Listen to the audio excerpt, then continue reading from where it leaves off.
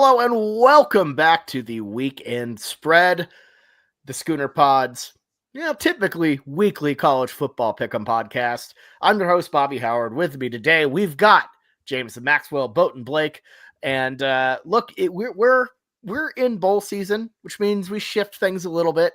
The competition has ended with conference championship weekend, and Jameson, in case you didn't know, in case you're not keeping the math behind the scenes or sneakily have the link to the weekend spreadsheet, you would know Jameson is our champion for 2025. So Jameson, congratulations. Excellent run. You finished the year with an impeccable 83-72 record. And of course, punctuated by just a remarkable, 10-0 unbeaten streak in the wild card. So congrats, man. Well deserved. Great run. And get this man a golden fedora ASAP. Yeah, I need it, Blake. Where's my golden fedora? I still need to determine whether it's a traveling trophy or is it like the Masters jacket where you can get multiple fedoras if you've won. I need to figure that out because I owe Ty something from last year, so I don't know if I send the one fedora to him and then he immediately sends it to you, or if I just buy multiple fedoras and send them out so we can memorialize. What can a man do wins. with multiple fedoras? That is the life that I need to know. Well, but isn't that a life you strive for? That's the life you want. You are right. I will say, I think by saying this, I'm going to seal the option that it will be multiple fedoras. If you do, well, yeah, because if it's a traveling thing, there's one fedora. But if it's not, then I'm the only one without a fedora. And I don't know how to feel about that. I don't like being a fedora-less man over here. I mean, it kind of fits though, Bobby. Let's be honest. You are not a man of a fedora, and we all knew it. This is the only time in my life that I wish I had a fedora. That's not true. It's wrong. I feel like I was like, I've been with you on the streets of New Orleans. You saw the hat, and you're like, gotta have it.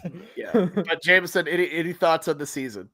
No, it was actually a really great season. It was a lot of fun. I think that the wild card picks, where we picked our own picks, were really fun as well, and we got off to a good heater. Bobby the opposite of me, and then I went 10-0 in my first 10. I want to give it a shout out to South Florida football. Today of all days when they got absolutely blasted. Hey, it just showed you how much Byron Brown meant to that team, Blake, because Gaston Moore could not do it for them versus Old Dominion Monarchs. But I love you, South Florida Bulls, and I'll see you next year. You're telling me USF has a generational season this year and they don't even get to 10 wins. That is just so sad. Their over-under was 6.5. That's Byron Bum effect. He's sitting out because he's leaving. He's not even a true Bull anymore. I guess he's hitting the portal, which I thought he had eligibility. New York. No, what? What? Oh my God. New York. I think we could probably cut off talking about South Florida. I don't think Byron Brown has any more eligibility, though. No, yeah, we mercifully need to end any talk about USF. Thank God. I read one way too much. I read one USA Today article that said he's set out because they think he's going into the portal. I don't know if that has any legs to it. I thought he was out of eligibility too. I was like, that's what was weird because I saw him not play. And so I was like, oh, let me go check. Is this guy really think he's going to get drafted by an NFL team and needs to preserve himself in order to get drafted? And no, they just said it was like transfer portal reasons. So maybe he's pulling a TJ Finley, getting that 10th year of eligibility and just gonna see how things go out there. Yeah, that'd be really fun. I'd love to see him in Auburn. No, calling Alex Golish. Oh God.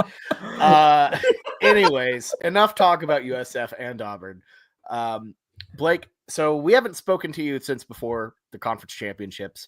Obviously, the college football playoff has come out. Any impressions about the 12-team field, Notre Dame getting left out for Miami, anything like that? Look, this process is flawed, and I think there's two things that I kind of recognized was one, it makes zero sense why Notre Dame's not in above Miami. I know it's because they didn't want to have to make the distinction of taking out an ACC team, but the fact that you release weekly rankings every single week and you have Notre Dame above Miami, it makes no sense you swap them at the last second. I don't care if because BYU losing artificially removes them from this and now they're being compared together. That makes no sense in my mind. If you thought Miami was the better team because of that head-to-head win, you put them above Notre Dame and maybe you put BYU above them and see what happens. But this just really shows like kind of I think this year really highlights the fact that this committee has no idea or methodology what they're doing on a week-to-week basis. They're kind of making it up as they go and hoping that the final results of conference championship season kind of aligns with what they were doing. This year, they kind of got caught with their pants down. I think they put BYU there and then forced them into a decision that they weren't prepared to make and then just arbitrarily switched them at the end. I think that was wrong. And then I think we're probably going to see some change. I don't know what specifically, but two G5s this year just feels very, very, very wrong. The G5, like I'm always a supporter of G5 football. I think there should always be one automatic qualifier spot for them. But people acting like the G5 football of the TCU days is what it is now is you're being moronic. These teams can't accumulate talent like the G5 teams that used to be, and the G5 teams that used to be really good have now moved up to the P5 ranks. So a lot to take away from this. Like, I think changes are probably coming, which is kind of unfortunate because it's like this sport seems to not be able to sit with a format for long enough just to see how historically it plays out. Last year, very bad bubble where we were talking about 3 lost teams. This year, I think an incredibly strong bubble, teams that probably could have been competing for at least a semifinal spot, I think, were left out. So I wish we kind of just stayed pat, but look, it's the committee's fault. It's the ACC's fault too. We're probably not going to talk about this later, but did y'all see half of part of their teams playing 9 conference games next year? Part Awful. playing 8. They already had a horrible tiebreaker system this year, and now they've leveraged themselves and even a worse. I guess they corrected it by just saying, "Oh, whoever's ranked highest goes," which is probably how you should have your tiebreaker if you're a conference. Like, Oh, I didn't realize that's their tiebreaker now. I think they're changing the tiebreakers because of you can't just do your typical head to head and conference record because what happens when you have a scenario where it's like an 8-0 versus an 8-1 or like an 8-1 versus a 7-1, like how you're going to resolve that. I think they're going to go the way of the Mountain West and just kind of black box it and figure out a way to get your best teams and to your conference championship. It's better than whatever situation you have where you have Duke in their conference title, and I don't know how you screw that not up. only That do you is- have them there, but they won it. Like, what are we doing here? A team that lost to UConn has won your conference championship, and with all due Tulane. respect to the Huskies and Tulane, like it's awful. And I will say the constant change is annoying, but it did prevent us from having a really, really weird team getting a bye. That Tulane team getting a bye week this year, Yeah. a Tulane team that got smoked by UTSA, that would have been bad. So, And I think that change was necessary. I was totally fine with them being like, okay, like we don't do that with March Madness. It's not like the top 4 conference champions are the 1 seed. It's like, no, you seed them out kind of based on power. You get guarantees into it based on winning your conference. But yeah, I agree. Like that change was necessary, but it just kind of sucks this year that it's like a stronger bubble. Some good teams are being left out versus last year where it's like super weak bubble. But I guess that just might be kind of a year-to-year thing with college football that some years better, some years worse. Dude, yeah, even just March needs- Madness, they've been completely disrespecting conference champions anyways. Like it's been really bad, especially for like Big Ten. Like the Big Ten championship happens and they put out the selection. It's like it never even happened. Yeah. And I will say, I think, yeah, you're going to have some changes. I don't think expansion's the answer. I think maybe putting some more guardrails around conference championships, like you have to be ranked blah, blah, blah in order to qualify as an automatic qualifier. I think that's a good way to do it. But we'll see how it goes. It does really suck that it's like at the end of the day, the G5 is the one getting blamed for this when it's very much an ACC problem. That it's like you created a mega conference and had bad tiebreaker rules. Like conferences, go back and look at your tiebreaker rules whenever we have situations where it's coming down to 3, 4, 5 teams at the end of the year that don't have many similarities with one another, have the same records, and are vying for 2 spots in your conference championship. It just, these mega conferences, it makes no sense why you don't have clear ways to delineate this at the end of the day. It's a second straight year where the ACC has failed to produce a proper champion, and it's the second straight year we've had this issue. Clemson getting in, they weren't worthy of inclusion in the tournament, and obviously Duke clearly was not going to be worthy of it, so thankfully they had Miami. But anyways, enough about that. Let's talk about the games themselves. Jameson, you and I talked ad nauseum about our first college football playoff game. The Oklahoma Sooners and the Alabama Crimson Tide in Norman. You and I, again, we covered in depth on the show, on the Schooner Pod yesterday. You can find that on our channel. I don't want to retread it too much because we literally just finished talking about it yesterday. So Blake, I will hand the reins over to you on this one. What are your thoughts about OU Alabama? The Crimson Tide favored by 1.5 here on the road.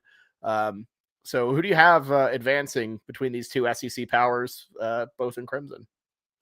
It doesn't make sense to me why Alabama's favored. Like I get the power rankings and how they determine these lines, and it's probably a little bit more about talent roster than what you've done for me lately, but it makes no sense where I feel like the first round playoff game, it is a huge advantage to be hosting at home with an OU squad that has proven that they have the most, I think, elite defense in the nation. And offense, I get that, not as good, but I think enough to win games versus an Alabama team that I think is sliding. Like I felt like a little bit of the slight from the playoff committee was Alabama was still there that after that performance with Georgia, and I get not wanting to punish people for playing in a conference championship game, but this Bama team the last month has not looked good at all. It looks bad. They're completely sliding. They looked horrible against Auburn. They got blown out versus Georgia. I know OU's going to bring an intensity there with their defense that is going to keep them in this game. Is OU going to blow them out? Probably not, because the OU's not built to do that. But I feel like if you're giving me a plus sign next to the money line with OU at home, I'm taking it every single day of the week. I don't get it. This Bama team, they might have gotten hot during the middle of the season. They are not showing that to me lately.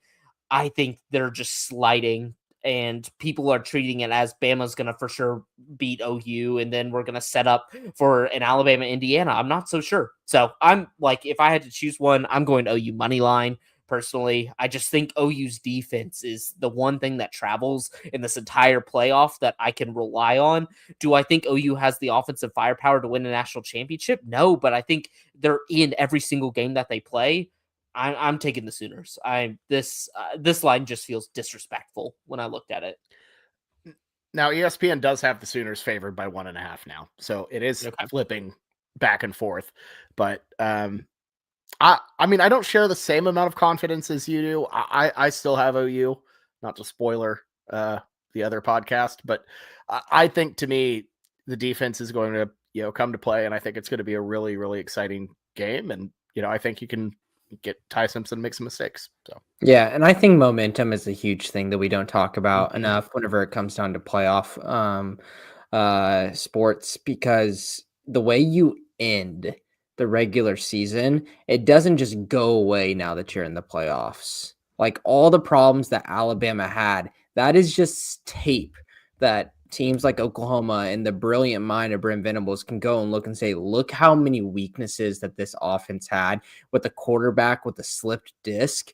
And I can make them really uncomfortable really quick with a one-dimensional offense right now. And I think that momentum is just a sign of weakness that we can attack. Well, and it's also not like the old days where, your gap between the conference championship and a major bowl game or a major, national championship playoff, whatever, that's like a month-long gap. Typically Alabama had a bye week essentially before Oklahoma. OU has 2 weeks to rest. and it just feels a little like it hasn't been a lot of time for the Tide to recover and figure that out. It's not the same type of process, so it's a quick turnaround. You're on the road. It's gonna be tough for Alabama to win. Home team's undefeated last year, so hopefully OU can keep it up. This is going to be an unbelievable environment, though. I'm beyond excited. We're going out to stake the tailgate tomorrow. Apparently, the stadium is just decked out with like college football playoff banners. Like I've never seen anything like it before. You got it like hanging over, the edge of like both sides of the clock tower have them, like the front end, kind of by the scoreboard. Like they've transformed it, from what I can understand, and it's going to be like something we've never seen in Norman. I think the environment's going to be there, and so I'm with you. If we had just listen to the other podcasts, but I think we're all on the Sooners here.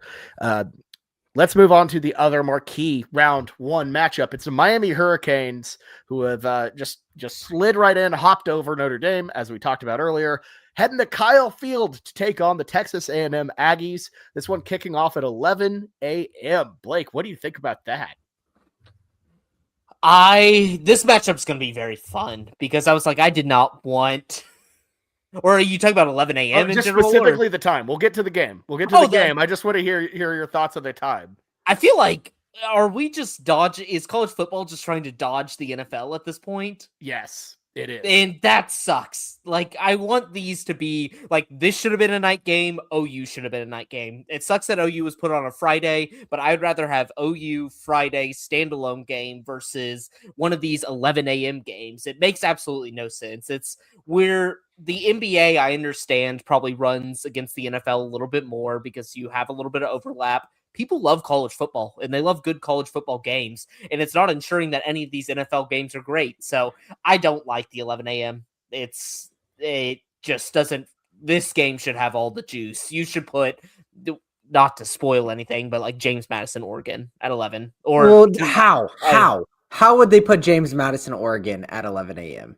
I think they're guaranteed with the time zone that they have. They're going to be out of it. It's Ole Miss Tulane should be in the 11 a.m. Yeah, I'm fine with that. I'm fine with that. But it makes no sense why we're putting our marquee. This feels like a big nude move, not a college football playoff move. Yeah, college. And I understand like the NFL is a juggernaut. I understand you don't want to take them head on, but at some point, we're in a world where multi-view is a thing. We're in a world where, honestly, if you're a college football fan, you're going to want to watch the big games regardless. And I don't love the ducking move. I think it's a little annoying that your biggest stage is having to duck around who's the night game that game, like just some crappy, I don't know, Chiefs game. I don't care. I'm gonna oppose you guys on this one because I don't think the playoffs, whenever they had these scheduled out, they went out and made the time slots for this way before the field was set. They did not anticipate James Madison and Tulane being two of the games here. But here's the thing. Here's the thing, though. They kind of did anticipate the time slots because ABC was always going to be the noon game, and then the True TV TNT games were always going to be the two later ones. So they intentionally dodged the NFL. They could have still put a really good matchup at the 2:30 matchup and been just fine. I don't know. I mean, like, obviously, like whenever you give this, I'm going to, for the business aspect of it, put my worst games at night. It's not like it's being scared or anything, but you have two crappy games, and then I might as well put my best game whenever I'm going to get the most viewership. It's not playing scared; it's just playing smart at this point. I know, but that's scenario they would have three stellar games on Saturday, and they wouldn't have to worry about this. That's the problem, is we're just in a business simulation and not thinking about what would actually be fun and cool environments and stuff like that. Like, I get it. Your rating number is probably going to be bigger in this 11 a.m. slot than versus our maybe not as much the 2:30 slot, but nighttime you're up against Bears Packers. Like that's a major game, like huge playoff implications. Like it's going to suffer there, but like that's the problem kind of with the sport is everybody's making business decisions and not what would be cool atmosphere or just like kind of service the people that actually like the sport instead of just trying to like grab your Joe Schmo. Yeah, that's true. That's true. Enough about the TV though. Let's talk about the game. Jameson, who do you like in this one? I'm gonna be honest with you. Like Texas A&M has been this like everyone's saying like, oh, they're so damn good. They've been invincible, and their only loss was Texas at the end of the season. But it's just like I said, I talked about it in the middle of the season. There are some things as I watched Texas A&M, I was like, were they truly this dominant team that everyone loved? I don't know. And I don't know if there really was a team this year that was impeccable. I'd give a lot of credit to Indiana and Ohio State, but I feel like every single team in college football showed their weaknesses this year. And I think Miami, despite their really bad hiccups, have showed some really, really big strengths that can give big time teams like Texas A&M some problems. I think the way they ended the year versus Pittsburgh and absolutely dominated them on the road, I think that we just can't just say, oh, Carson Beck had a good game there, but let's not forget about that Louisville game. I mean, like, I think that they've got a talented defense. They've got a talented roster, and I think Miami can keep things interesting here. But when it comes down to it, with the spread being 2.5 points or 3.5 points, I still think that's just too much here. I think that the book is giving enough respect to this Miami team, maybe just not enough for the media. So give respect to Miami, but I think Texas A&M squeezes out a cover. Yeah, I think this is going to be a remarkable game. Miami definitely has the horses defensively, especially to hang with Texas A&M. And ultimately, I think this game is going to come down to which quarterback makes more mistakes. Is it Carson Beck? Or are we going to have a bad Carson Beck game? Kyle Field, obviously brutal place to play. He never had to play them with Georgia, I believe, because Georgia has never played Texas A&M at Kyle Field, which is still hilarious. Still insane. I know Texas has, Georgia has gone to Texas and played them both. They played them in a conference championship game. They've played them in Georgia and they've played them in Austin, all before a team that joined the conference in 2012. That's just crazy. But anyways, I feel like, to me, Beck is more liable to make mistakes on the road. I think it's going to be a big game. I think Miami shows up for this. I don't really think you can fault them for the SMU and the Louisville hiccups, because Miami's at their worst when they're overlooking teams. There's no way in hell they're going to overlook, A&M in the first round. Like, that just doesn't happen. And I think the line reflects that really, really well. I think it respects Miami. I think A&M wins at home. I think they cover, but it's going to be a sweat. I think we see a really, really classic college football playoff game. This is one of the first ones we'll actually see, because I feel like we haven't developed these classics yet in the first round, but I think this is going to be one of hopefully many that we see. So give me A&M close, just narrowly, but I think it's going to be an awesome one. Yeah, like my main thing is I want to see what Miami does in a big time game. And I know they played in a big time game earlier this year with Notre Dame coming into their house to start week 1, but that's week 1. The pressure is kind of off when you're scheduling those good games. I know it mattered this year, but I think the thought process behind it is it's kind of a gauge to see where you're at. If you lose, it's not going to hurt you too much. Win, it really helps you. But that's the thing with Miami. It's like, I don't know how Mario Cristobal is going to coach himself in these big games. He just seems to always make the wrong decision whenever his team is in a close one. Granted, usually these close ones are these ACC matchups where they were heavy favorites and somehow like UVA is in their house, like winning by 7 with like 2 minutes left. I am intrigued by that coaching matchup because I just think Mike Elko's the way better coach when it comes to actually the X's and O's on the field. But I do have my concerns about A&M. It's like A&M, although the defense I think has been a little bit leakier than usual, your typical Mike Elko defense. The offense has been humming, but they face kind of an elite defense in Texas, and Marcel Reed did not look confident. He's not really built to come from behind and really just will this team to victory. I think this game comes down to, can A&M pounce early, get Marcel's Reed confidence up, and he's kind of in cruise control when this happens. I know we've seen him get punched in the mouth versus South Carolina, but South Carolina's defense was nothing to be scared of coming into that second half. You felt like you still had a chance here. This Miami defense, way closer to Texas than it is South Carolina. I think Texas A&M wins here. I'm confident just because I think a little bit personally, I want to see them move on, and I just think Carson Beck, I just like the combination of Carson Beck and Chris Ball in a big game. I just don't know what that recipe is going to produce, but Miami's really well-rounded. It's like, really, besides the games they dropped, they've looked great this season, but I don't know what team's going to show up. I think A&M narrows it out, but like Bobby said, I think we're gearing up for an instant classic here. I think this is two teams that it's like kind of stylistically maybe a little bit different. It's like A&M's relying on this heavy offense, where I feel like Miami this year, although Carson Beck in that offense gets a lot of praise, their defense has been kind of the one to hang their hat on. Styles make fights. I like this fight. I'm taking A&M, but I think we're going to get an instant classic in this game. Yep. Really, really looking forward to this one for sure. Let's move on to our next one. And these are kind of the two not so great college football playoff games that we're discussing. It's a rematch. It's the Tulane Green Wave heading to Oxford to take on the Lane Kiffinless Mississippi Ole Miss Rebels. Again, like I said, this one was a rematch, not even particularly close. It was one of I remember it well because I picked Tulane and it just got slaughtered. It's awful. Ole Miss, a 17.5 point favorite in this one. Yeah, so Blake, Just who do you like in this one? 17.5 point freaking playoff game. What is the world we're talking about here, where one of the two playoff matchups is 17.5 and it's not the worst line? Like, what the hell, man? That is kind of the problem, I think, with this modern day system is it just doesn't generate these two games. Like, imagine if replace Tulane with Notre Dame and then replace Oregon with BYU.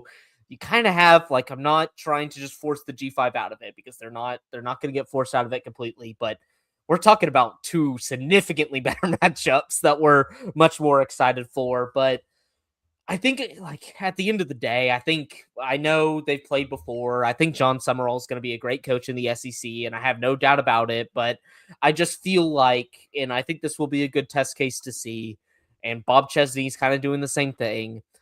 They're trying to do two jobs at once, whereas Pete Golding and those guys at Ole Miss, they're doing one job. They're rolling forward even without Lane Kiffin.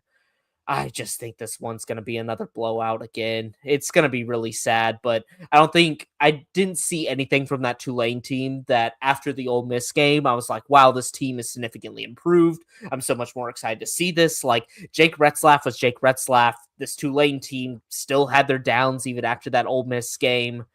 They won a harder American this year. I will give it that. Like, USF, Memphis, UNT, like, all very solid teams, but all their coaches were also looking at other jobs too. And so I just think John Summerall, like, he got the better job. He's the best of the bunch. But yeah, I think Trinidad Chambliss, Pete Golding, I think Charlie Weiss Jr. came back for this game to call it.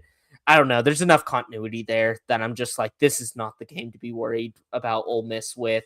It's looking like the one that has the most expensive ticket prices too, that Ole Miss fans are still very much fired up about this game, that it doesn't look like these ticket prices are dipping. I just think Tulane's in over their head. I think probably my hot take is they fare worse than the other G5 team in this, even though I know Ole Miss is not as good of a home environment as Oregon, but it just feels like this one means more to them. So I think Ole Miss comes out, lashes them, shows that, or I think tries to show that Ole Miss is more than just Lane Kiffin. And I think this one's going to be a bloodbath. So I'm taking the Rebs. Blake, I love that you said the thing. I don't know if you know it, but you said the thing. I'm with you. I think this is a situation where Tulane is running into a buzzsaw. The emotions, the environment. I mean, Vaught Hemingway is not exactly like a crazy or like stadium by any means, It will be for this. They have been overlooked, downtrodden, and I will say, if that offensive staff was not allowed to come back, from LSU, I would be, maybe giving a little bit more pause into Tulane making this a close game. And I think Tulane will be better, but I don't think they could have been much worse than they were earlier this season. Ole Miss wins. I think they cover the spread. Trinidad Chambliss, just absolutely just an incredible player. And, across the board, this is a team that's pissed off and, ready to prove something. You can tell it from everything they've said about Kiffin after leaving. This is not a team that had a bunch of defections by any means on the, personnel point of view. So yeah, Ole Miss covers 17.5. Feel very comfortable saying that. Yeah, I think that the old mantra of coach leaves, you should penalize the team that like Ole Miss for having Lane Kiffin leave them in terms of like picking them for either against the spread or just picking picks. This is a different scenario we really haven't dealt with before, where a team goes into the playoffs, already looks really damn good, has a lot of their players playing at a really high level, and the coach leaves. And so I think you guys already made this point, but I want to reemphasize it, is like, this could be used as a positive here. This could absolutely be used as a positive of Lane Kiffin going. And I think that I guarantee you it's going to be 14-0, like halfway through the first quarter in this game. And just Ole Miss going to go out there, drive, touchdown, 3-and-out, drive, touchdown. You're going to be like, oh, all right, what else is on right now? Do I want to watch a movie?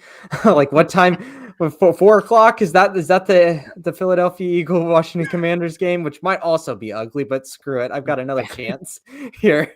I think that this game has a real good chance to just be boring, and it sucks. But that just is a lot of testament to how much I believe in this Ole Miss team and their talent, and really how much they've changed since Trinidad Chambliss came to the helm. Imagine this game, Boston Simmons was the quarterback. Give me Tulane plus 10 in that one. Yeah. It is insane that we saw this. Like, I knew eventually a P5 coach would leave for another program before the playoff, but Ole Miss kind of reaching their heights of their program ever, and what Lane Kiffin has been building for 5 or 6 years, and then he just immediately abandons it whenever they reach the peak. That is just crazy to me. It's the coach to do it, but it's just, that is still a wild thought of just modern college football, that it's like, imagine Gary Patterson leaving when he gets TCU to the Rose Bowl, like right before that. It's just, it doesn't compute in my head, where it's like you go to a program that doesn't have traditional success and you get them to the top and then immediately quit. Yeah, they got to change the recruiting timeline, the portal timeline, all of that stuff, and hopefully that could fix these problems right now. It'll make front offices and boosters less desperate at this time of the year. Problem is, they're still student athletes and they're still students, and you gotta abide a little bit by the semester schedule, which I think have to is almost like move the season a little bit up, just to like a little bit of breathing room, maybe. I don't know. We can totally move the season up. It's very doable. Yeah, it's tricky though overall, but just a genuinely just a mess, and it sucks that I mean, these are two programs that have had some of the best seasons in their history. I mean, Tulane for sure, Ole Miss for sure, and both lost their coach. And we're about to talk about a team that lost their coach again. Their ex coach is off running a powerhouse, but we'll see. So let's move on to our final college football playoff first round game. It's the James Madison Dukes, the first team from Virginia to make the college football playoff right there. Take that, Hokies. Take that, Cavaliers. They're heading to Eugene, Oregon, about as far as you could go, really, to take on the Oregon Ducks. This one, I believe I saw it was Oregon as a 21-point favorite here at night in Eugene. 21 points on HBO Max, baby. You can find this one 6:30 p.m. Central. Lord have mercy. Where was I at? Jameson, who do you like here? Give me James Madison to cover the spread here. Give me something dirty going on. And we haven't really seen it a lot towards the end of the season. And maybe I might be just a ball not knower and I haven't done the research exactly right why. But Blake, the backup quarterback for the James Madison Dukes? I do. Didn't he start at one point this season? Yeah. And so Matt Sluka, right? Yep. And so they Traitor. I watched Traitor. a lot of that Louisville game, and they played him a lot in like wildcat packages and run packages and made things really, really nasty. And they really kind of went away from it towards the end of the season. I'm like hastily typing right now behind just to make sure he's not like in the portal right now. Because he should be done with eligibility at this point. But I think this is not good analysis because he's done nothing for recently, but they've got something in their back pocket to where I feel like that they can go out and they can make something a little bit dirty to keep it just close enough to cover this spread. And I think Bobby already alluded to this too, y'all already did too. I just believe in the want to a little bit more from James Madison right now. I just think that they've got a little bit more juice than the Tulane team whenever you're comparing Tulane to Ole Miss and then James Madison to Oregon. And I think Oregon's more of in a slip-up spot than Ole Miss would be, right? Like Ole Miss, you said, like this game means so much to them. Nothing to do with Tulane. It's just going out and commanding respect from the public. Oregon could be sleepy Oregon, and they could be looking towards the future right now. And who cares if you lose this game by 17, but the bettors do. So I think James Madison keeps it close enough, backdoors it or something, and keeps it within 21. I mean, I would say that about most normal teams, but I feel like I just feel like Oregon, the way they operate against inferior opponents, especially when we're talking about like a G5 or a Oklahoma high State. Class. What? Or an Oklahoma State, kind of or same an Oklahoma category State, as G5 right now. Or Montana State. Let me just raise my hand and say, do you remember whenever we picked that game on the spread and Blake picked Oklahoma State to cover versus Oregon? Talk about a game that ended fast. I think it was like 21-0 within 5 minutes. I had a few of those this year that I chose that just ended within about 10 minutes of the game time starting. And they happened to be ones that had a little bit of emotional investment, whether it be that Fresno San Diego City game or that Oregon Oklahoma State game. I was like, the number's too big. They have to cover. And yeah, that one was just immediately over. I made that mistake, though. I feel like I made that exact same mistake with Oregon and Montana State. I was like, Montana State will find a way. Nope. Oregon just finds ways to blow teams out. Dan Lanning is going to find a way to, I don't know, he's going to find a way to like gaslight his entire team into thinking that people think James Madison's going to win. I like Oregon 21. I don't love it or anything. I wouldn't bet this one because it's absurd. But, if you, I see a world where Oregon just lights them up more than I see a world where James Madison keeps it within 21. So give me the Ducks. I am going to take. I'm joining Jameson. I think James Madison is a little bit more feisty than what people are saying. I know there's kind of two situations with the G5 versus with Bob Chesney going to UCLA, John Summerall, Florida. I think the difference is you kind of have to start doing the Florida job. You cannot take a day off from that because you're trying to preserve a recruiting class. You're probably trying to keep some talent on that roster. You're having to do a lot of work in order to do that job. I don't think UCLA has that same problem right now. I think they're more hoping Bob Chesney in the future turns that around, but there's not much to preserve there. Like Florida has talent on that roster that you would love to keep next year. I think UCLA is pretty fine with departing for most of it, but really what comes down to me is when I was looking into this game, James Madison, one of the better run stopping defenses in the G5, which is the way in which Oregon excels versus these bad teams. And sure, they've run down these like G5, low P5, hasn't been a competition, but the games they haven't covered this year, they've been limited in the run, which I think is what James Madison goes after. I think this offense has enough firepower with Wayne Knight as running back. There's something about the Dukes that more than Tulane. Like Tulane kind of got it because the American prestige of the G5 ranks was whoever was going to win that one is going to get it. I don't think this Tulane team was that good, but they just happened to be the best of the American. I think James Madison's fired up to be there. I have the Dukes covering the spread. I think they're feisty. I think they're going to keep fighting regardless. I'm praying for the G5 ranks that one of these games is semi-close so they don't try to do anything drastic, but I like the Dukes here. Fair enough. All right, now it's time to just swan dive into some bowl game slop, boys. The best time of your life. Slop. It's the most wonderful time of the year. It's the Xbox Bowl. We're going straight from the playoff to the freaking Xbox Bowl. Yeah, we're picking all of these bowl games from here till the 27th. So if you are here for the playoff stuff, well, you know what to do. But we're diving into the Xbox Bowl. We got the Missouri State Bears against the Arkansas State Red Wolves. They actually have an additional trophy they're bringing down for this one. I guess this is a rivalry because, bordering states, et cetera. This one, the only bowl game on Thursday, December the 18th. So tomorrow or today, depending on when you're listening to it. You can find this one 8 p.m. Central on ESPN2. What's the line for this one? I have the NFL scoreboard up. That's not good. It is Missouri State 1.5. Thank you, Jameson. Blake, we're running through these quickly. Let's just do random, just free fire stream of consciousness on this.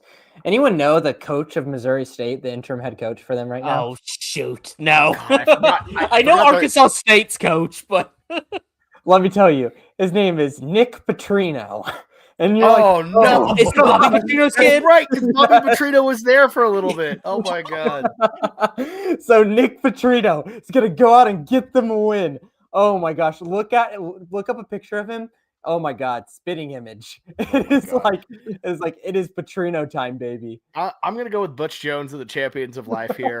Although this is Missouri State's first ever bowl game. No, I'm switching back. I'm going Nick Petrino to win Missouri State's first ever bowl. You never forget your first time, like I said on that podcast yesterday.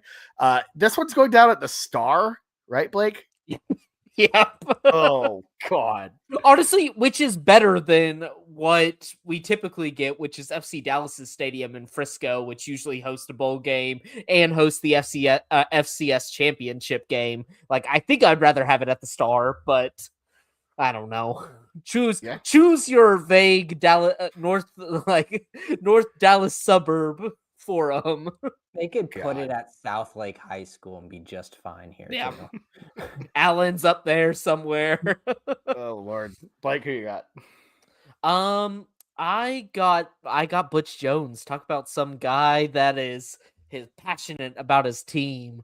Got him. I will say though, for the ball knowers in this room, look, the bowl games aren't as great as they used to be. So what we're pivoting to now, FCS playoffs. You got to be watching that stuff. We got what is the Montana State game? Is that Brawl of the Wild? Brawl of the Wild, 3 p.m. on Saturday. That should be, honestly, probably you're watching that over Tulane and Ole Miss. I'm gonna say it like that. That game has it has the cheapest price to get in Montana, $600. Like, this is a crazy game. So pivot to the FCS playoffs, my friends. Fair enough. And hey, not only that, but you're forgetting our Illinois State Redbirds, who've made it to the semifinal after Villanova beat them in round 1. So there you go. It's a quality win, Blake. If they win the Natty, I mean, that strength of the schedule obviously doesn't matter at this point because we're already in the playoff. But oh my God, you got to feel good about that. Oh man, and I last week came out of the gate saying Tarleton State is killing Villanova. I should have put my mortgage on it. Nope, they lost. They lost outright. They got up by 2 scores and lost outright. Maybe we should just invest in the FCS playoffs at this point. Yeah. Do some preview episodes for them. God. All right, next up, we got the Myrtle Beach Bowl. It's Kennesaw State, their first ever bowl game against the Western Michigan Broncos. This is a Friday, December 19th game at 10 a.m. Central Hell on yeah. ESPN. I will say, here's the thing. If you're an OU fan and if you're tailgating, this is awesome because we actually have a bowl game to watch. I was so worried when we got put on Friday because I'm like, we're not going to have anything to put on the TVs. We're not going to have anything to watch. But all of a sudden, the Myrtle Beach Bowl is now everything to me from 10 p.m. to whenever it ends. So I'm locked in on this one. Blake, tell me, who do you like here? I know we're trying to free flow talk about this. Do you have any insights on this so I can use them whenever I may or may not be wagering on them? Honestly, this is just actually a good bowl game. Like, we get the Conference USA winner versus the MAC winner. I think kind of the two lower conferences. This is just a damn good football game where guys are going to care about this. We heard about the Kennesaw State piece where it's their first bowl game, and they were so bad last year, but their coach kind of running a little bit, I guess, of like the Jamie Chadwell option offense, but with a little bit more passing flair. I like it there at Kennesaw State. They extended him, gave him the big raise. So did Western Michigan. I'm going Kennesaw State because it just feels like every game I bet against them this year, they just win outright or they get very close. When they played Wake Forest at the beginning of the year, kept that one close. Honestly, can't go wrong with this one. Put this one on your TV, folks, because this is actually a good game of teams that are not opting out of their injuries and actually are going to try to win this bad boy. So wait, Jamie Chadwell coaches Kennesaw State? No. His similar style, like option offense, okay, gotcha. Sorry. Because Kennesaw State used to run the triple option, and then I think they kind of innovated to a more like modern option offense where you're going off a triple option or maybe some read option type stuff, but you're also like throwing the ball a little bit more vertically and stuff like that. So I was just making kind of comparisons. Like, I think Jamie Chadwell now is even more past the option, but I like their little combination of taking a full triple option team to surprisingly making it a little bit fun and stuff like that. So, gotcha. Yeah, I forgot he's still at Liberty. I didn't know if anything had happened there because if he wasn't Kennesaw, I was going to make a whole, oh my God, Jamie Chadwell returning to the teal turf, which, by the way, if you do tune in, your TV's not broken. That's actually how the turf looks. Oh God. So Ty is not here to tell you that. So I had to step up and do it. No, I'm all in on the Owls. That sounds really fun. Kennesaw, I know, I think that's what, Georgia? Yes.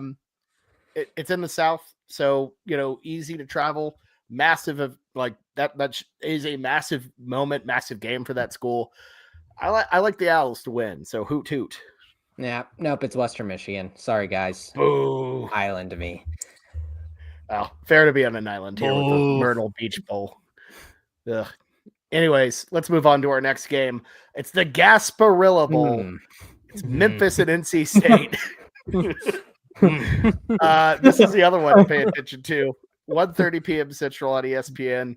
So this one will be going on. The game that's going to be on in the background while you're hanging out with your friends right before the playoff. And it's just gross. Memphis is a team I feel like that just kind of fell off a cliff. They lost their coach to Arkansas. They feel rudderless, but also NC State is just, what even was NC State? How did they end up here? I feel like NC State was awful. Dave Doran should have been fired, I think, a long time ago, and he's still there, and they just are. These are the worst bowl games. It's these teams that were like okay at some parts this season and now just aren't. And then it's like, what the heck is going to happen? I don't think NC State was ever good. I think they were just bad. I know they beat UVA, but I think they're bad. They beat UVA. I mean, like, that's still like, I mean, we can talk bad about that, but going and beating UVA and beating Wake Forest this year in back-to-back weeks, I think are pretty good wins.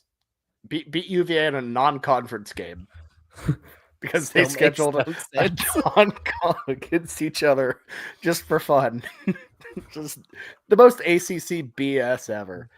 Yeah, this one's disgusting. But I will pose the question, kind of off the bowl game a little bit. Would y'all ever want to go to Gasparilla, the Yes. celebration? I've looked into it. Yes. Yeah.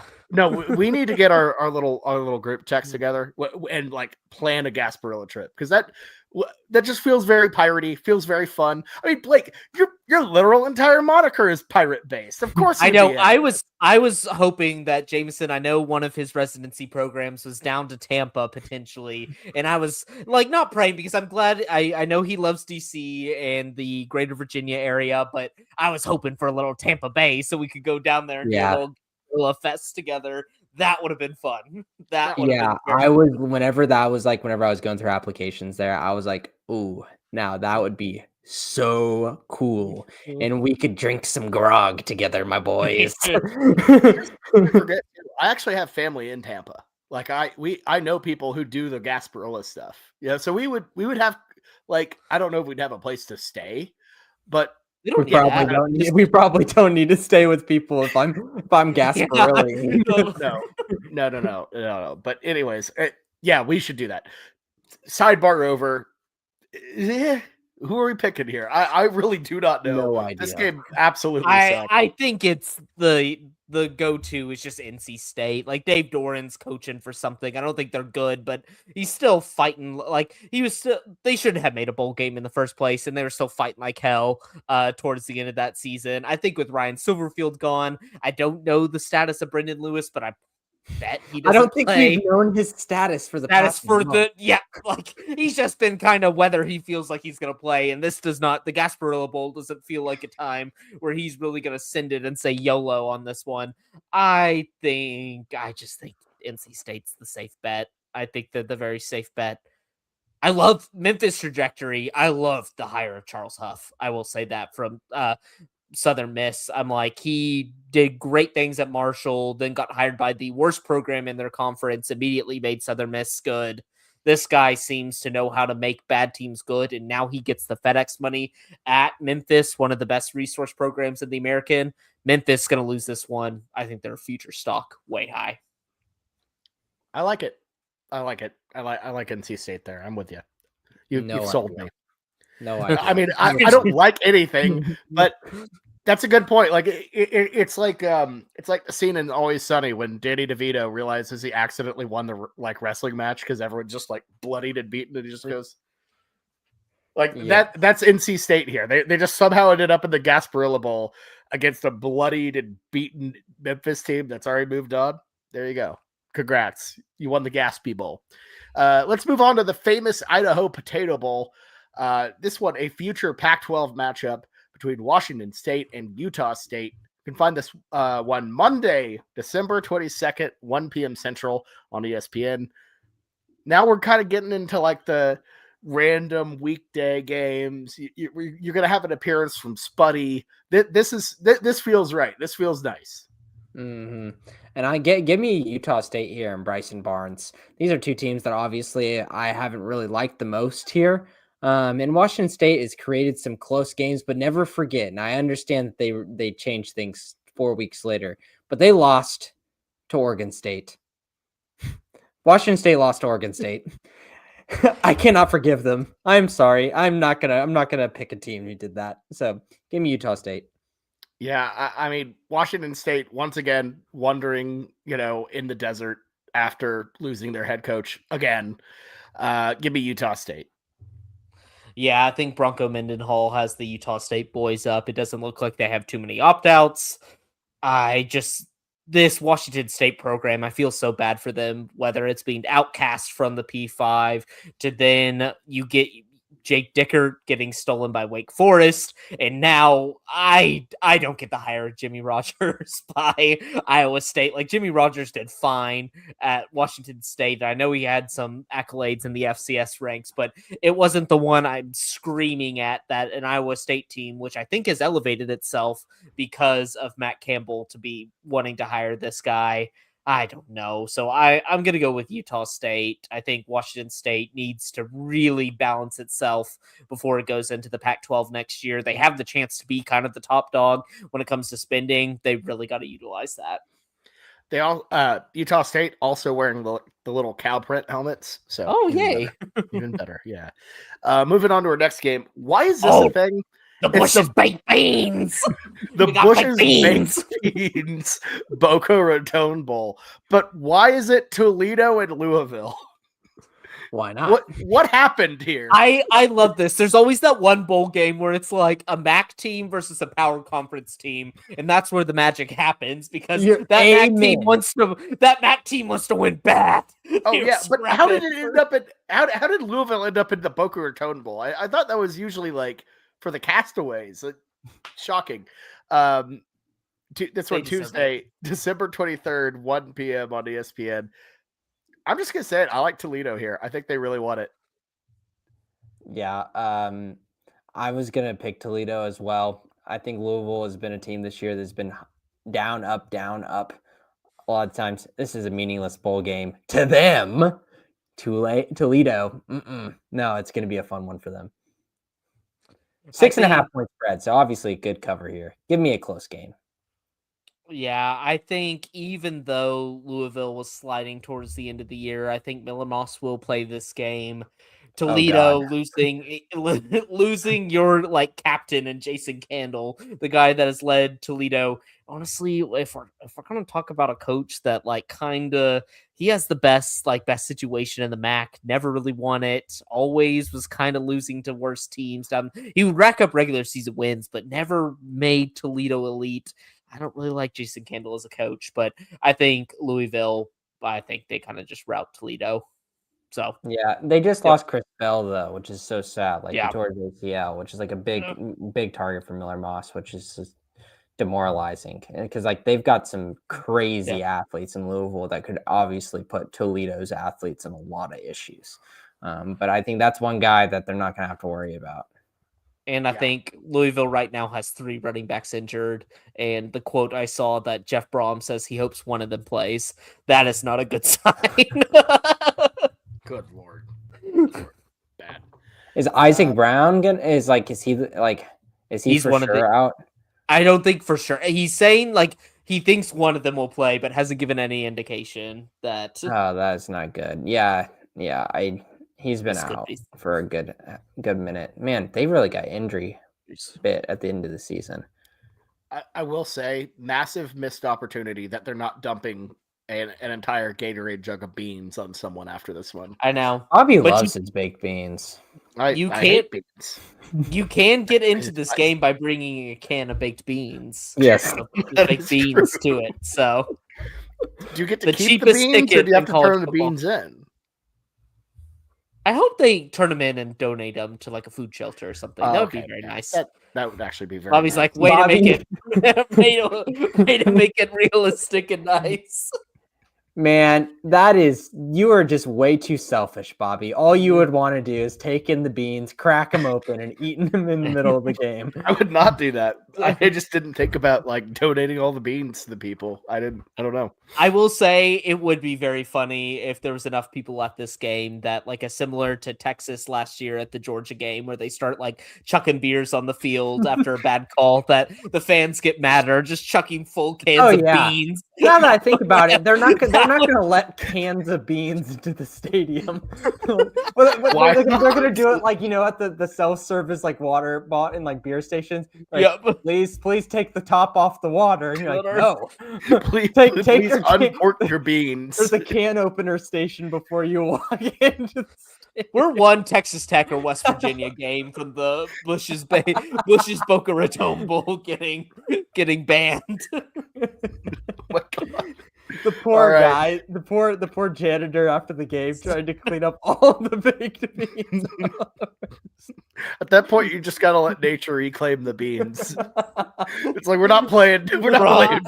There's some chemicals in those things that are not being reclaimed by nature. I can promise you that. All right, let's move on to our next game. It's a New Orleans Bowl. It's the Western Kentucky Hilltoppers against the Southern Miss Golden Eagles, normal Eagles. I don't remember.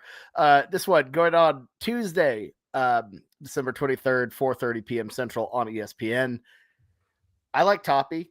I don't know. Southern Miss, as mentioned, lost their coach.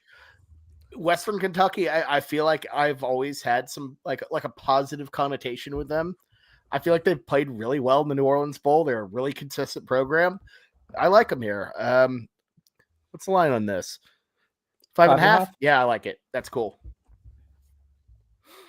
Toppy. Yep. It's Southern Miss. The reason why they're good was Charles Huff was their coach. Like, we saw what they've done in the past. I know both of these teams, it looks like not too many opt-outs, not too many injuries, full strength. Yep, I am taking Western Kentucky.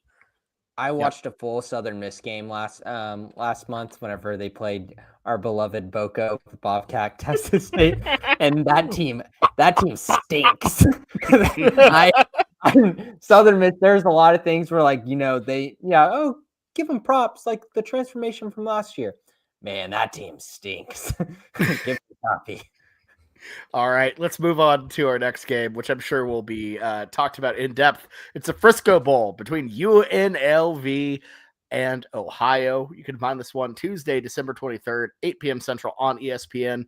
Blake, short drive away. Your Rebels, not too far out. I'm just saying. I know. I think we're driving to Austin for Christmas that day. I don't know how to float how do I float the let's go to an 8 p.m. game versus the Ohio Bobcats and the team that I love, that I know I've never taken the class there, but I love them more than anything, in the UNLV Rebels. Bobby, can I get a line check on this? What's the line on this one? It's 6.5. UNLV 6.5. Oh my Lord, have mercy! We might be putting a mega max bet on this UNLV squad. What are you? Two teams that have 0 opt-outs, but Ohio randomly fired their coach today. Yep, I am taking UNLV. This might be mega max bet of the whole bowl season. There's always one of these games where you can really exploit the line. It's the Rebs. The Rebs are going to roll them. Oh my God, I didn't. Well, yeah, UNLV. They didn't have a coach fired. I mean, that's a pretty good plus. And it's one of those sketchy ones where it just says review of allegations. And they fired him for that. Yeah. The line opened at UNLV 3.5. Serious professional misconduct and participating in activities that reflect unfavorably on the university. Oh yeah, Ohio's cooked. Like, there's a chance this game. Like, what if they just decide we don't want to do it? Never mind. Yeah. I really don't want to do it, but I'm picking Ohio. No, okay. You planned on doing it the entire time, and just gave you a full slate of why you shouldn't do it. Yeah, not a good look right now with the coach, but let me tell you about this UNLV defense, Blake. They're piss poor. I don't care. They will kill this team. And let me introduce you to C.A. Bangura. C.A. Bangura is going to run for 200 yards on this UNLV team. And Parker Navarro, the quarterback, is probably going to run for another 100. God, I can't believe he's still kicking. C.A. Bangura left Ohio and then came back. Like, hell yeah. Wild. All right, moving on to our next game. It's the Hawaii Bowl. It's Cal versus Hawaii on island. You can find this one Wednesday, December 24th, Christmas Eve, 7 p.m. Central on ESPN. I don't know. I want to go Hawaii on island, but Cal's weird. I don't know. Hawaii. This feels like a Hawaii. There's too many injuries. With Cal, and we kind of saw them slide at the end of the year. I think this Cal team is going to be sneaky again, kind of lethal. The fact that they got their quarterback back and they have him signed up, like he was the freshman of the year awards didn't highlight really any of the good freshmen. It felt like this year, watches ball who votes for those things. So like, I know what they're doing. Hell, even like that's the thing is like even if you're box score watching or you're just looking at you're looking at games and results, Bear Bachmeier did not get nominated for that award, which is insane when you look at the freshman that was nominated for that. But I think this is just an obvious Hawaii spot.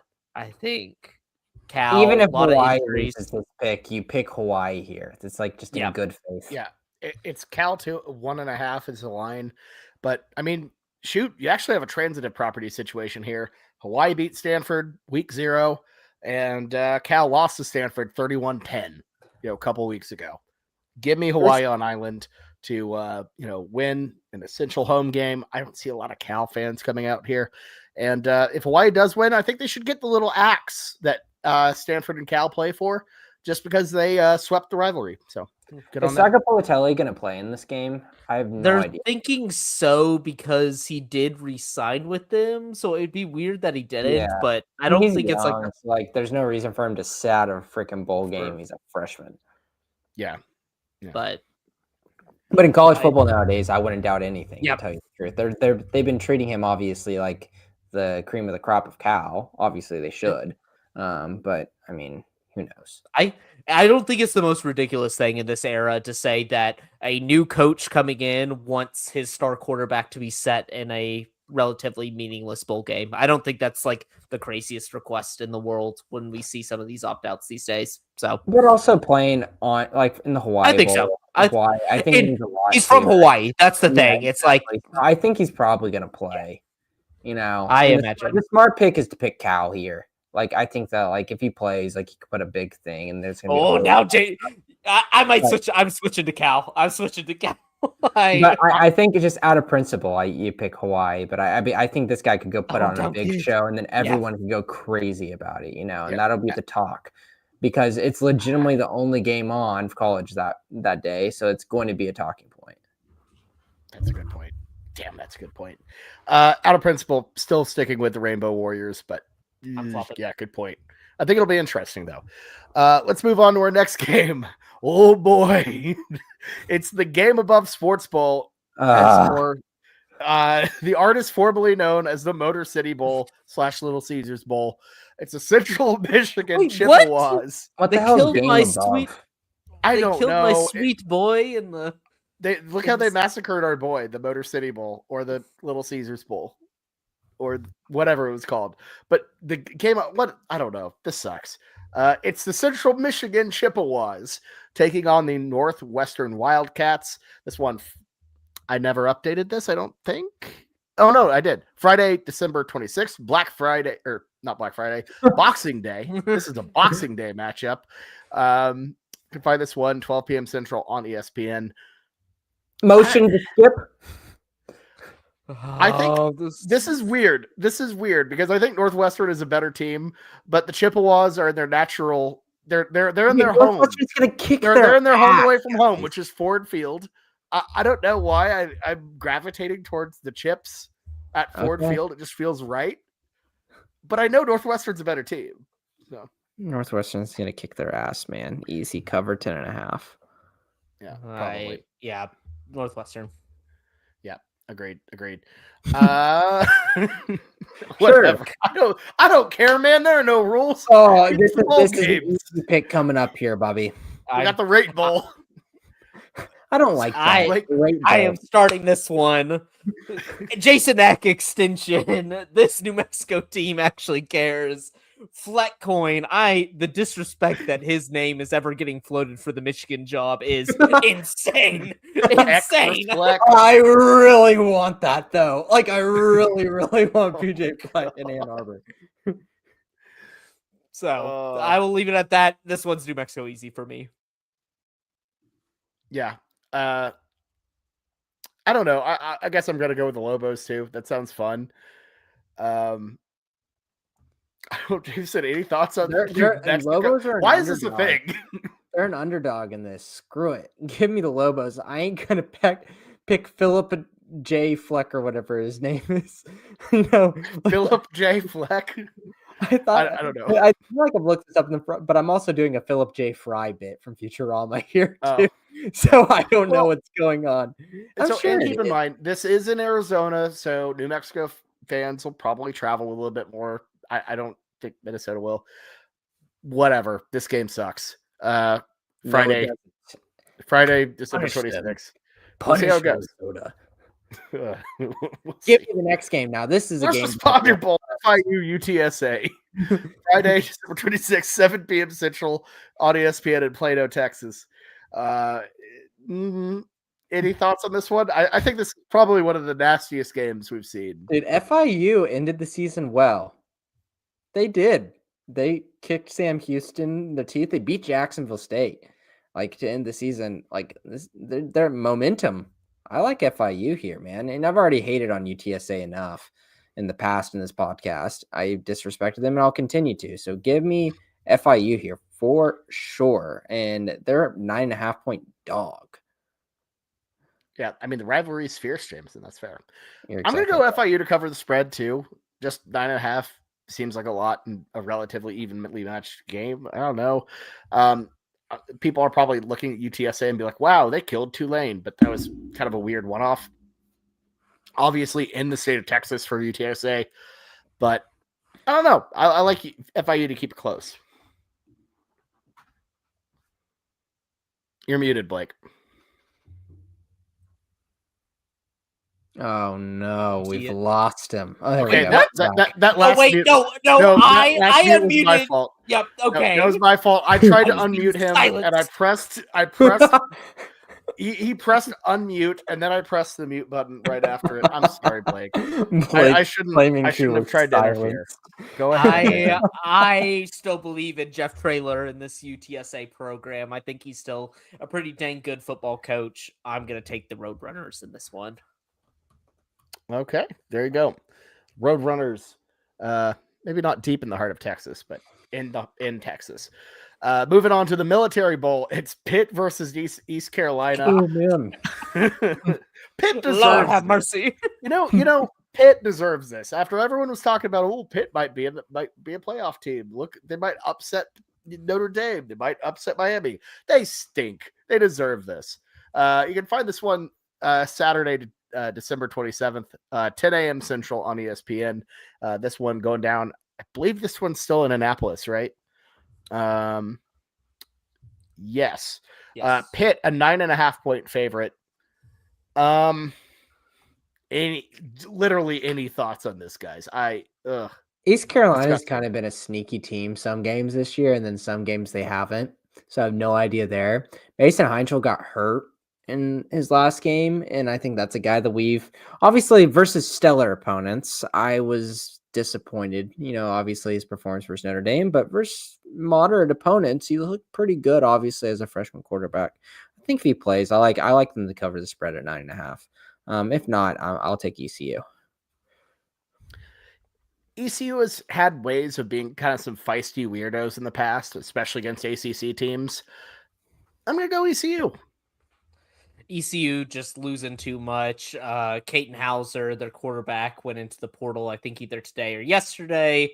Then they lost both their coordinators, one to UCF, your defensive coordinator, and then the other one, John David Baker, going back to Ole Miss, or not back to Ole Miss, going to Ole Miss as an offensive coordinator. Just feels like ECU's gutted after a year where they were starting to trend upwards. That's kind of the state of G5 football these days. You have none of your coordinators and missing your best player. I'm going to go Pitt. Okay. All right, moving on to our next game.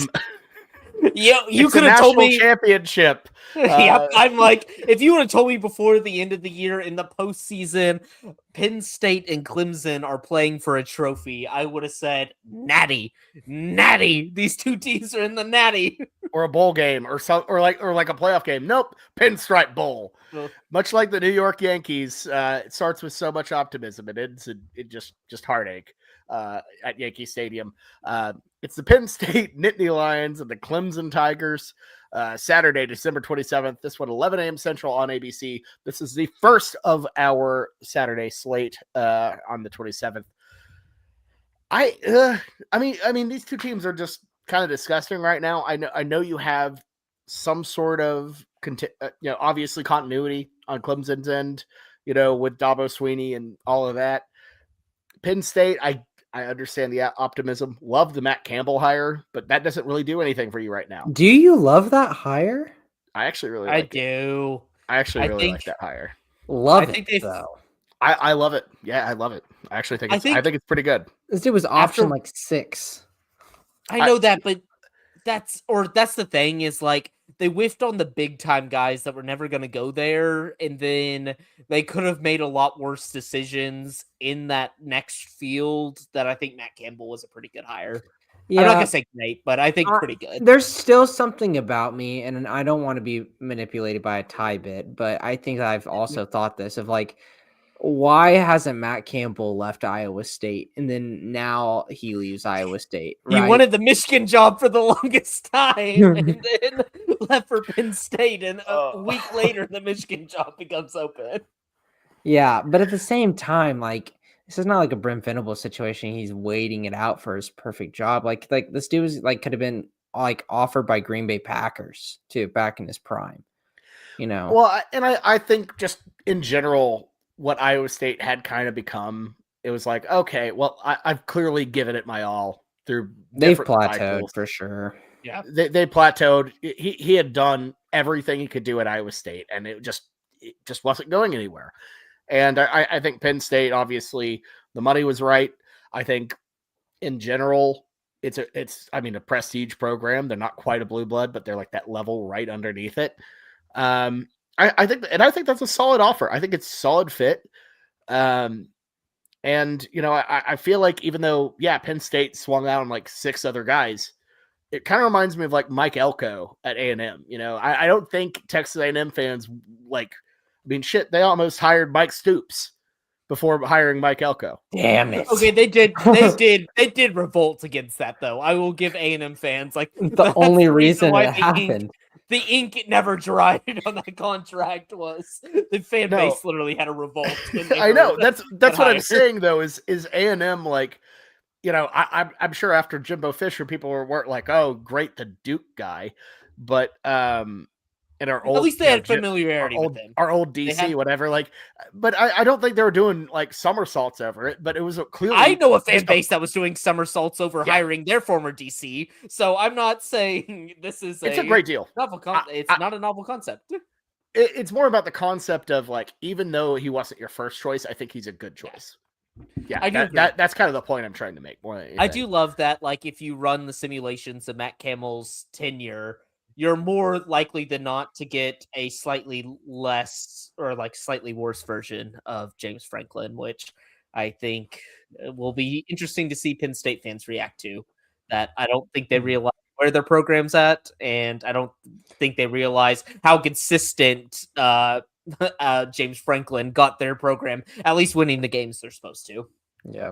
And I kind of liked the way that this Penn State team ended the season too. I feel like they rebounded nicely whenever they were in a position where they could have gone down even more and plummeted. And then ever since that dog fight where they should have beat Indiana and they lost, the way they ended the season was really impressive. I like their momentum a lot here. I think Penn State can keep it close enough and cover the spread at 3.5. Yeah, I'm going to go Clemson by a field goal. Penn State covers. I don't even know which one for this one. There's so many opt-outs. I'm looking at the list of injuries and opt-outs because there's so many pro players. That's what's so disappointing about these two teams is elite, probably NFL talent on both of these. So that's why momentum and culture is going to really have to win out here. If this game was like week 1, oh my God. Who is coaching for the Nittany Lions? Is it still Terry Smith? I thought he got hired away from potentially Virginia Tech. Yeah, I don't know. But I don't know. But I will say that the culture fit, it seems way better on the Penn State side than Clemson. Clemson just felt very flat. Even though both teams are missing a lot of talent, I think I'm going to go with the team with a little bit more motivation. Talk about where we're at, where we're talking about like Clemson's culture not winning out. Isn't that crazy? How far? Or I think they're trying to win. It's just they're not good. Like there's just something fundamentally wrong with that program right now. That they're just not winning games. They have, if you look at the opt-outs, I think I'm seeing like 5 or 6 opt-outs for them. They're all because they're going to the NFL. So you're at least probably a top 3, like top 1, 2, or 3 round pick. Like that's crazy that they have that talent and they can't capitalize on it. I mean, it's to some degree it has to be coaching. I know they've had a ton of brain drain over the years. That's kind of one of the problems with success. But clearly the defense hasn't been what it has been after Venables essentially took the core of the entirety of their defensive coaching staff. Garrett Riley they haven't recovered from that. What's that? Garrett Riley hasn't really worked out like too much there either. So right. Yeah. Sure Yet suited. yet another thing from that TCU run that might be a mirage. But I would anyways. rather take in a few years of Garrett Riley than Kendall Briles, but at least that Yeah, I mean, national shoot, nightmare I'd be too. at least that national nightmare is finally done for me. So Congratulations. I'm glad you're out of that. Let's move on to just such a northeastern ass matchup.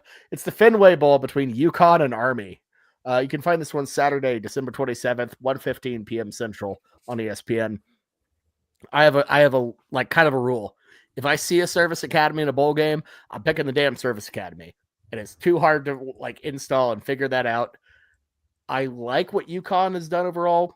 Jim Mora's out, obviously, but overall, Army service academies just win bowl games. I feel like. yep, that's Bobby said it perfectly. This UConn team is gutted with Jim Mora going to Colorado State, Samus going to TCU. I just feel like this roster is depleted. It's down to nothing. Looking at the transfer portal, basically their entire offensive line, starting running backs, your quarterback's not playing, like your starting quarterback stopped playing. Yeah, I saw there's a Bell's not playing. Yep, I saw there's a potential that they could be down to their QB4 UConn in this game. That is not what you want against the service academy. The one thing service academies don't do is rest, even if they don't have that top end elite talent. We've seen it last year with OU. It's hard to beat these teams. Like they actually play, and you just can't coast. And so I imagine Army kind of rolls this one easy. I was hoping so much. So like Joe Fagnano, their starting quarterback for UConn, sitting out. And I was like, oh, wait, I know the backup quarterback for UConn. And his name's Nick Evers. A little blasted pass for Sooners fans. And I was like, wait, are we going to get a Nick Evers bowl? And this dude's saying like, screw this, I'm transferring. And so he's probably not going to play because he doesn't want to. Why wouldn't you play in this bowl game, dude? Like I would like if you have an opportunity to go out and play, do it. That's tape for you. I know. Especially a backup at UConn. Like, we're not talking like it's like Georgia's backup where you actually have some market. Go out there and ball out. I would like to see his games played to transfer ratio.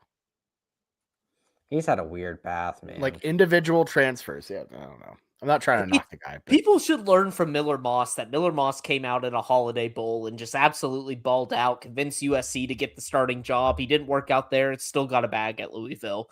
Go and ball out in a game because some power team will bite on you if you just go out and show up for a game. That's really how it works. Like with this limited tape run with quarterbacks, people are willing to take chances. So I don't know. Yep. Right. Agreed.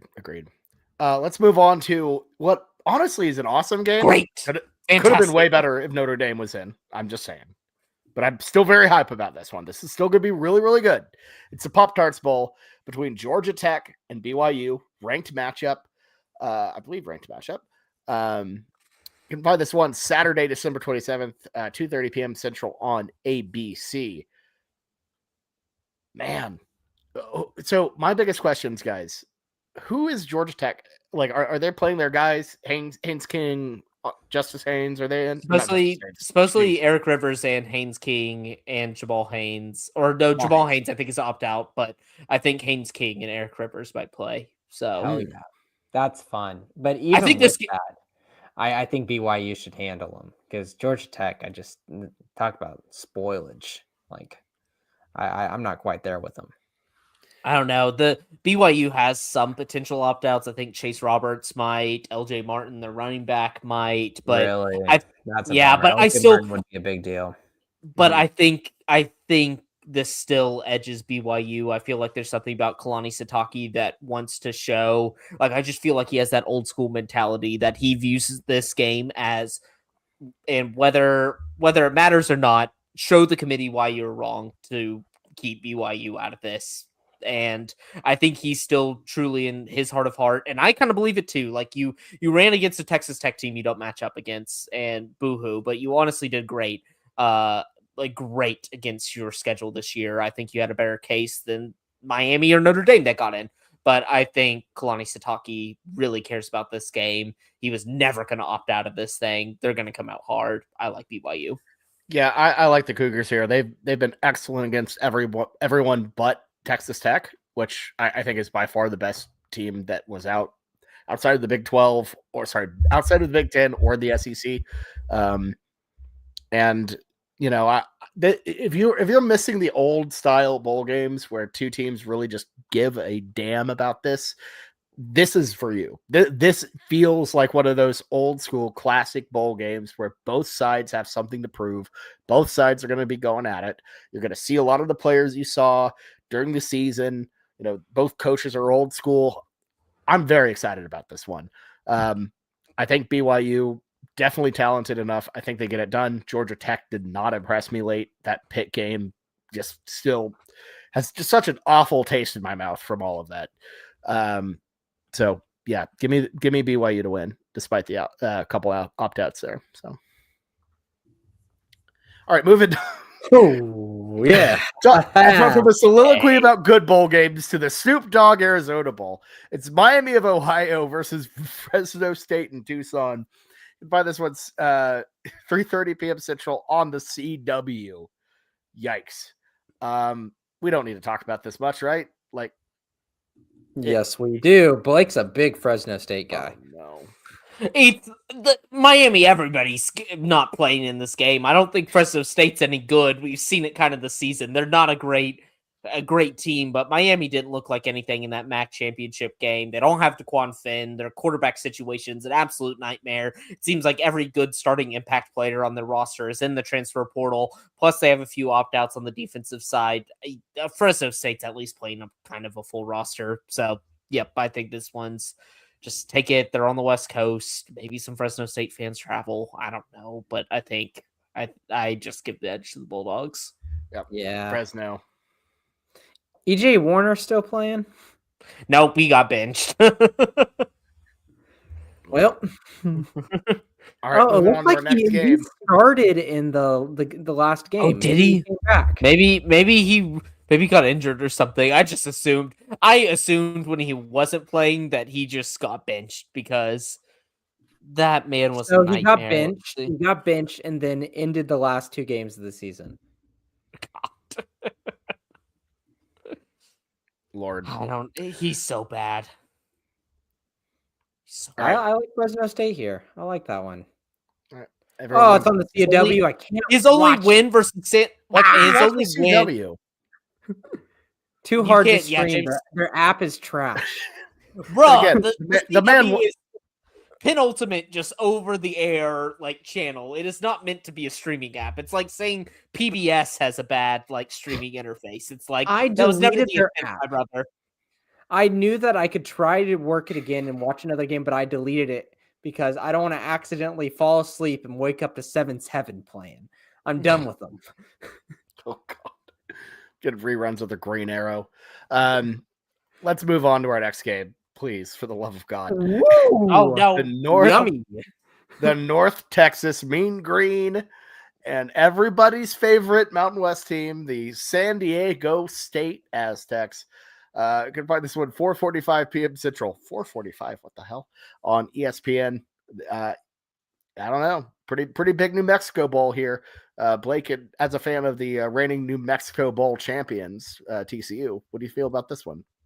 Mean green all the way. I don't care if Drew Mestamaker's not playing. I don't care if half this roster is not playing because they're going with Eric Morris to Oklahoma State. It's gonna be a rout. It's gonna be a rout in the desert. Give me the New Mexico or give me the North Texas Mean Green. This is gonna be bad. This is gonna be ugly. It's gonna be an ugly game. Get ready for a 16-7 win by San Diego State. Nope. You really just outlined why. You really just outlined why San Diego State's winning this game. UNT is -3. UNT -3? Yeah. See, I told you, even Vegas knows this San Diego City team's just straight garbage. Wonder why they got left out of the black box Mountain West playoffs. Aren't they going to the Pac-12? Are they one of those traitorous programs that's going to the Pac-12 next year? They are. I knew it. The seditious few. Because they're all state universities or whatever. And half of them are cities. Yes, it is. It's all the ones that are not states, besides Colorado State. Yeah, it's like Colorado State, Utah State. And Texas State, I guess. But Texas Fresno State, Boise State, and San Diego City all go in there. So Sayonara. Be gone. All right, let's move on to a game with actual Power 5 teams or Power 4 teams. It's the Virginia Cavaliers, who are in the Gator Bowl after missing their opportunity to make the college football playoff, taking on the Missouri Tigers, who, I mean, they never really had a chance, but they had a pretty decent season. You can find this one, 6:30 p.m. Central on ABC. I'm out on Virginia. I've seen enough. They had their opportunity. They absolutely just let down the ACC as a whole. Just a complete black eye situation for that entire conference, and I don't see how you respond from that. I don't know how you can recover from being on the doorstep of winning the conference championship, something you haven't done for like 50 some odd years, if ever, and you blow it to freaking Duke. Yeah. I don't know what Missouri's situation's like. Drinkowitz finds a way to get his guys up for ball games. I like Mizzou. Dude, Chandler Morris is trying to get another year of eligibility. Did you see that? Oh, God, Jesus please no. Christ. Are you talking about Chandler Morwins? He could do it. He could come back. I will say he is like the perfect level of college like quarterback that can actually make an impact at not one of the major programs that is kind of worth it. Like TJ Finley at this point, it's like you went to Georgia State and did absolutely nothing. Georgia State sucked this year. Like, where are you going to possibly go? Like Chandler Morwins can actually maybe make some impact, but I also like the list I'm looking at had him as a potential opt-out, and I'm like, what are you opting out for, my man? Like this could be your last swan song. You should be playing this Gator Bowl, but I think Mizzou rules them. I'm like Bobby out on Virginia. I think if you're Michigan now, I hate this. I hate this pairing. You got to ball out and try to get Drinkwitz. I think that's kind of a perfect pairing for them. I just think it works really well. Drinkwitz has proven he can make an elite defense. His offense is kind of suspect, but I feel like the dorkiness, the Michigan man weird thing, I feel like that just fits perfectly. It feels like Jim Harbaugh light and like a good way for Michigan fans. I don't know. But if I'm dream casting as a Michigan fan, I'm taking him as the coach. Do we have an update on who's the quarterback for Missouri? No, God. Because I need to know that. It better be now. Berbula. I'm currently diving Was in. it Zollers? Was that his name? Yes, Yes, Zollers. Zollers. You would think Let's it's gonna be see Zollers, if we can have a Prabula. There's got to be an injury report out, right? The SEC going to make him do that? Oh, it's on the potential opt-outs. What is he opting out for? It's not even on injuries. Is Twitter down right now? I can't even search anything. Oh, no. I don't know what's going on. You also can't search anything in Twitter normally. It just doesn't render any good results. You know what? Just by the sheer fact that could be Zollers out there, give me Virginia to cover the spread. Oh, Lord. Lord have mercy. All right, one more bowl game. One more bowl game for us this episode. It's the Texas Bowl, LSU versus Houston, 8:15 p.m. Central on ABC. I feel like annually, if LSU is bad, they just send them to the Texas Bowl. They were here last year, I believe. And they're facing a Houston team who's essentially playing at home at NRG Stadium. Willie Fritz, very, very good second season from him. I don't know what the hell is going on with LSU. Their interim head coach just got hired away to Ole Miss, of all places. Do they have any juice for this? And what will it even matter is my thing. LSU's going to roll them. No idea, though. I don't care about the opt-out.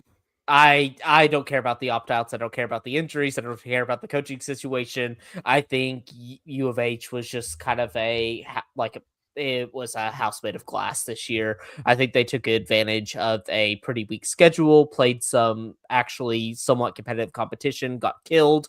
The reason why they're in the Texas Bowl in the first place, they probably should have made one of the better Big 12 bowls, is because their fans just, like, even as a school that is three times the size of TCU, like still got passed up by TCU in the Alamo Bowl. Like the U of H was supposed to be the lock of that one. They were a ranked Big 12 team, and they were still worried about the ticket allotments not being sold out from U of H fans. I hope nothing worse for this program. I think LSU is going to kill them.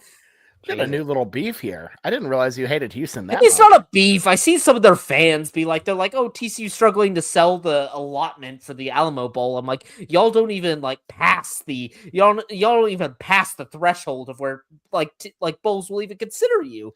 They got passed up by the Pop-Tarts Bowl. They got passed up by the Liberty Bowl. They got passed up by the Alamo Bowl because nobody wanted them in their bowl game.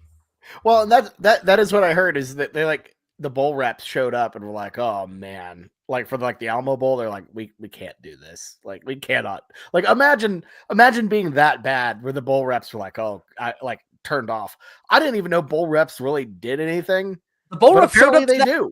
TCU, they showed up to that TCU U of H game, and there was as many TCU fans there as a ranked U of H squad. They were ranked this year, and still were getting outnumbered in their own stadium. It's ridiculous. I don't get U of H. I don't get how your school is so big. You have world's smallest basketball facility in order to pack that bad boy out, and then you actually have a pretty decent football team.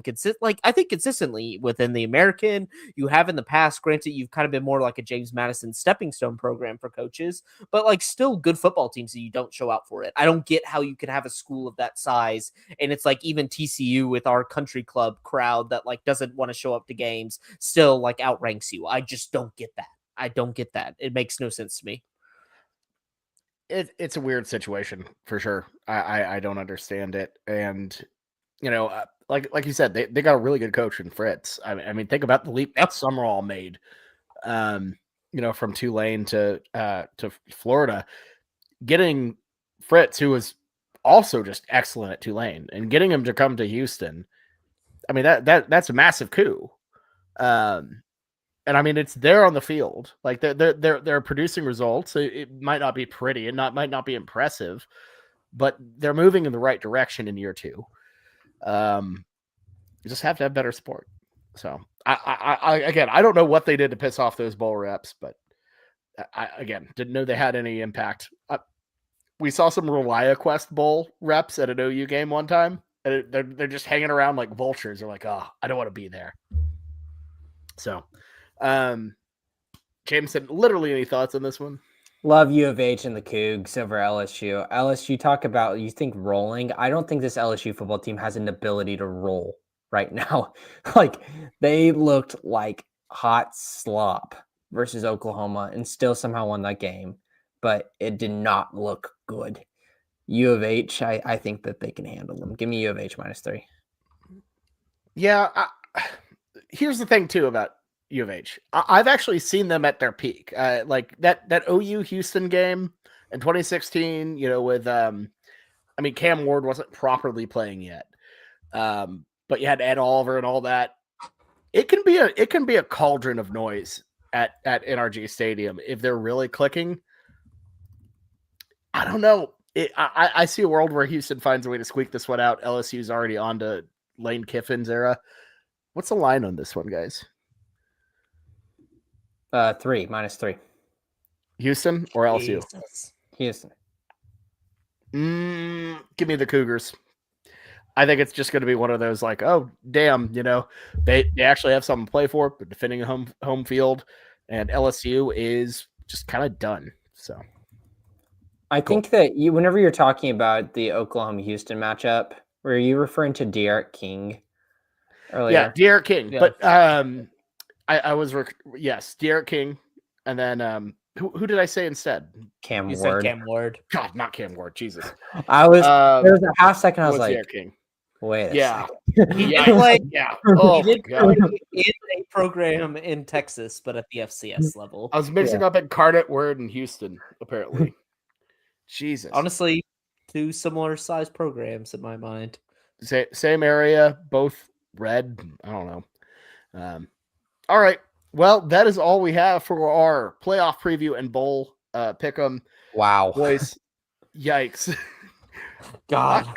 It could Next have been picks longer. that we have, stay tuned for our next pick 'em where we talk Georgia Southern App State. Actually, that's a rivalry game. At least it has a trophy. Like, That it is has 2 trophies on the line. I will say that is one of the better ones. It's Okay, bad. Coastal Carolina, Louisiana Tech. Yeah. Even well, Texas, Michigan App doesn't State have the same barely juice. snuck into that game because Temple didn't call Yeah. them back quick enough. Well, there's like 10 teams that like passed them up.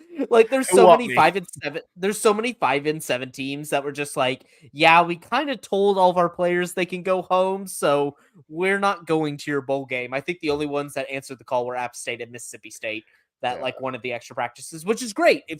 Which I don't understand why Baylor was passing people up. It's like they have a coach that still is going to be there next year that desperately needs the practices. Why aren't you using it? But these coaches just, I don't know. Wild stuff. We'll be back. Schooner Pod wise, hopefully we're recapping an OU win and previewing a Rose Bowl matchup with Indiana. But regardless, the weekend spread, we'll be back to talk about the second half of bowl games, the next round of college football playoff games. So make sure to stay tuned for that. But until then, have a very, very happy holiday. Have a great one with your loved ones, and good luck out there, everyone. So, yeah.